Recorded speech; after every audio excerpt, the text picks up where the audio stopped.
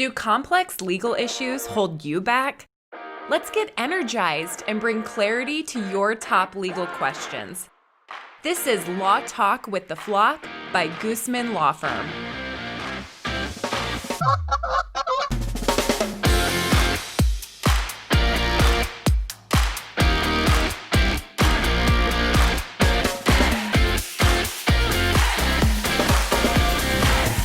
Hi, I'm Jeana Goosmann, your host of Law Talk with the Flock. I am a CEO, managing partner, attorney, and author, here to help navigate you and your life as a leader and your way through the law. I'm super excited to have with me today two different guests. I have with me Carol Tran and Tom Dorwart. Welcome, you two. Hi. Thank you.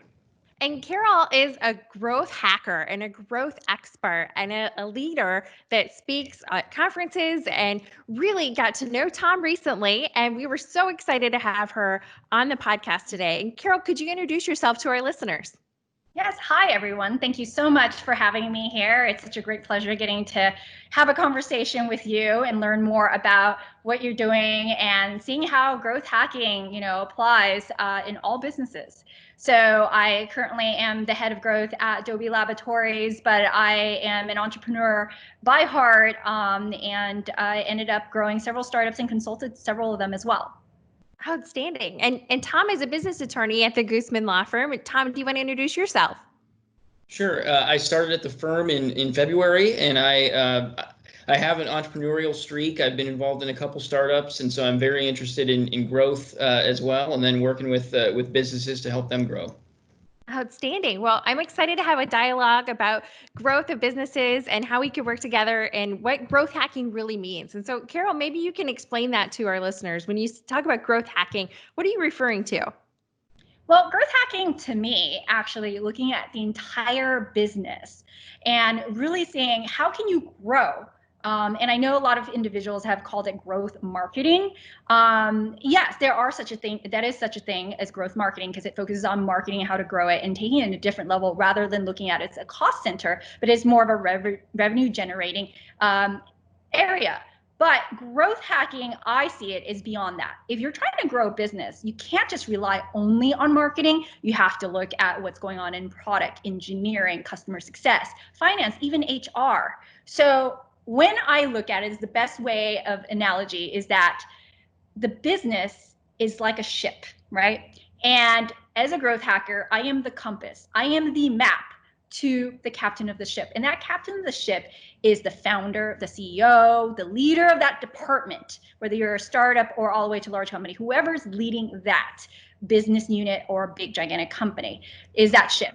But the captain of the ship is saying, okay, everybody, row to the North Island. It's right there. I see it clear as day. And I'm looking at my compass, which is my data, is information from the environment of the ocean, which is your competitors, the customers, needs and wants, and what is going on and trending in society. So I'm looking at this and I'm like, okay, it looks like to me that we need to actually make a little bit of a detour and go northwest instead of going actually, straight. And they're like, no, Carol, I see it clear as day, just go. And I said, no, it doesn't. As a growth hacker, I'm actually realizing that we have to avoid the storm. The storm is coming up. That could be the, volatility, like what we're currently going through, unfortunately, in our world crises. But also I have to look internally.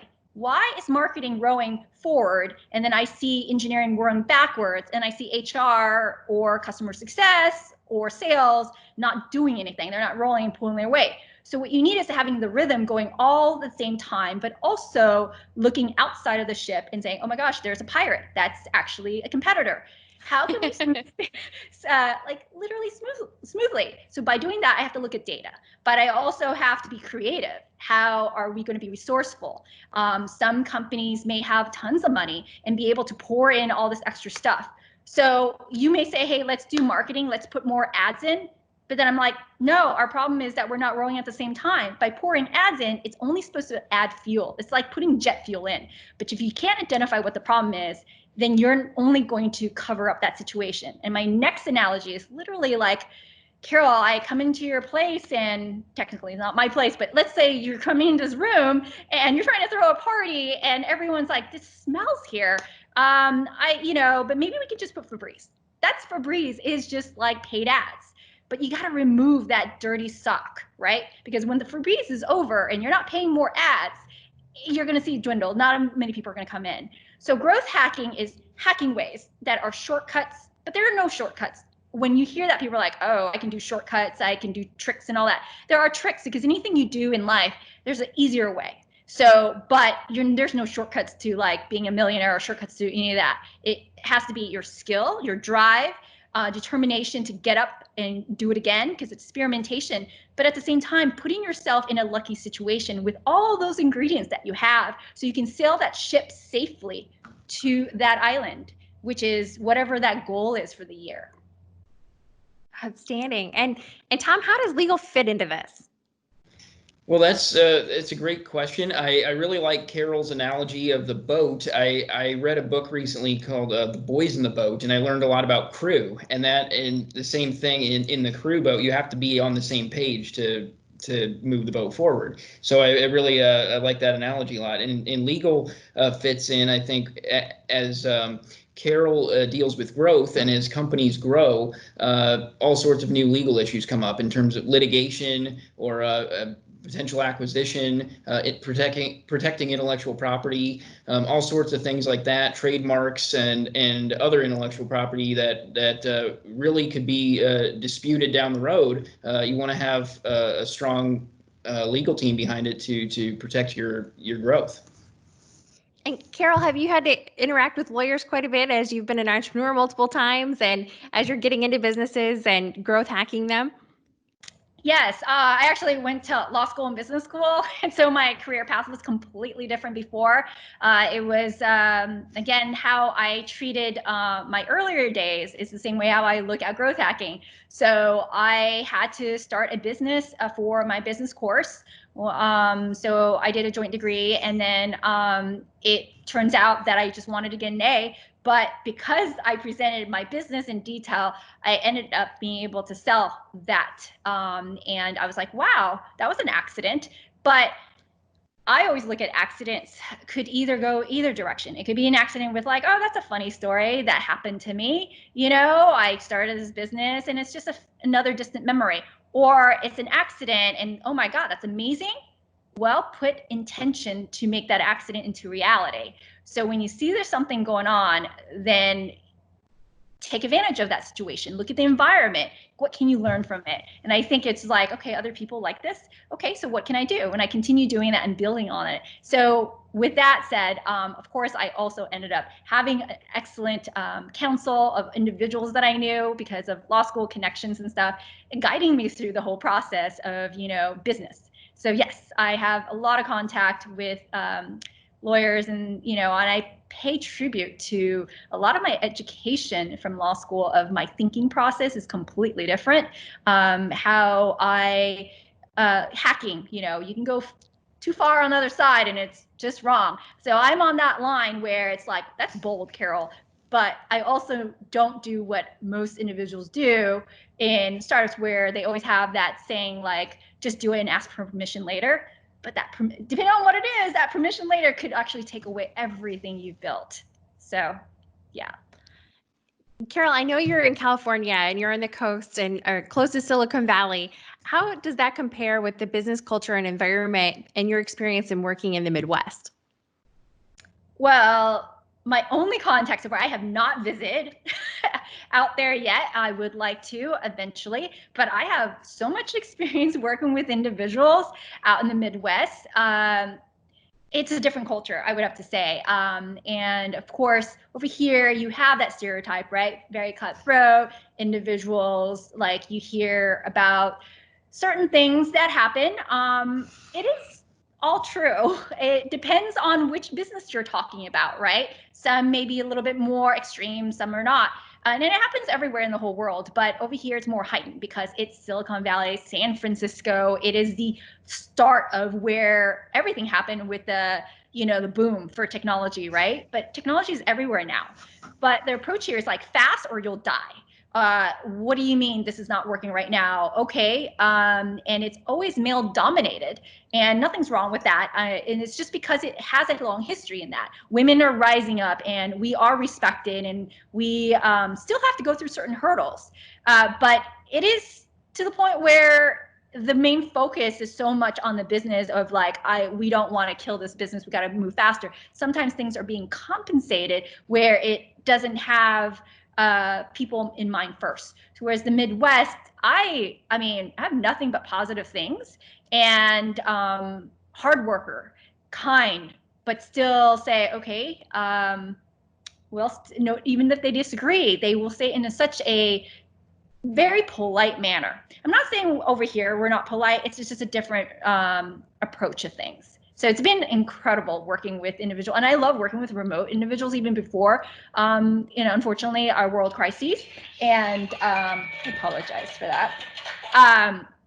And so with that said, I think because I already had the mentality of working with remote workers, I think it makes it easy for me to transition over when we had all this. Plus, there was no break into how the output of the results are.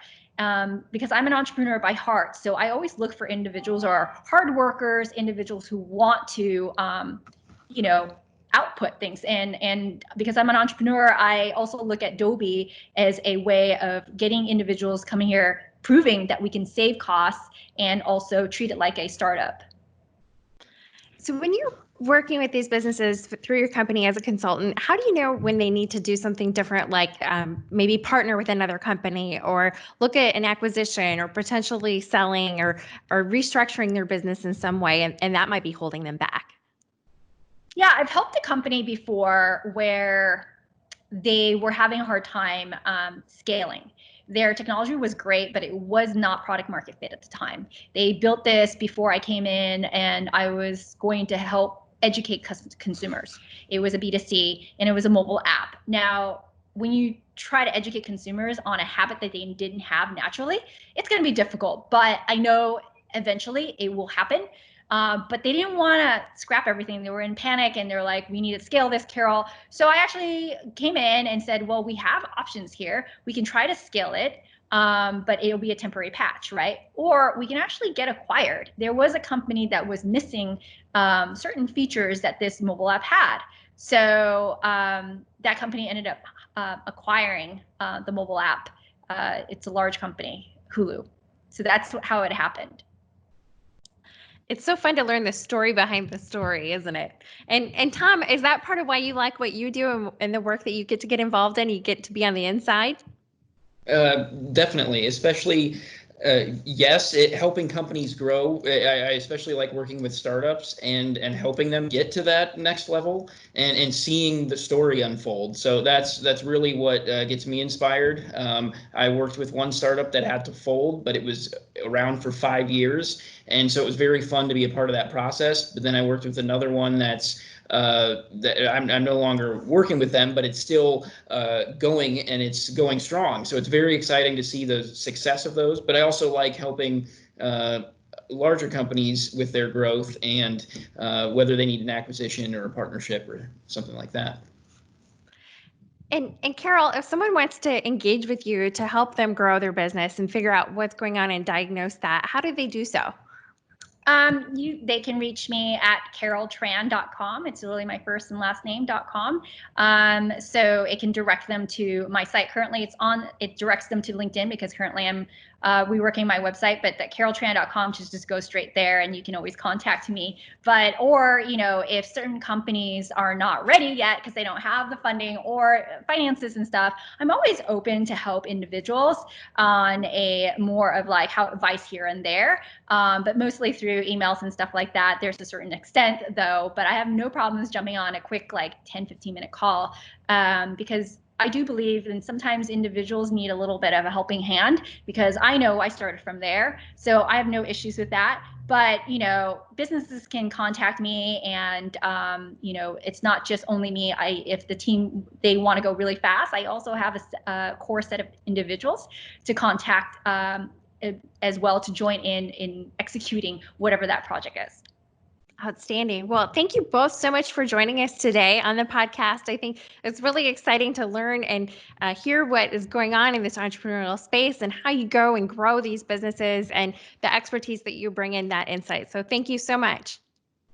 Well, thank you so much for having us. And to our listeners, go make it worth it. Thanks for joining us for Law Talk with the Flock by Goosmann Law Firm. We hope you feel energized and ready to soar past your goals. Become a Flock fan and subscribe to our podcast for weekly episodes. Learn more at goosmannlaw.com.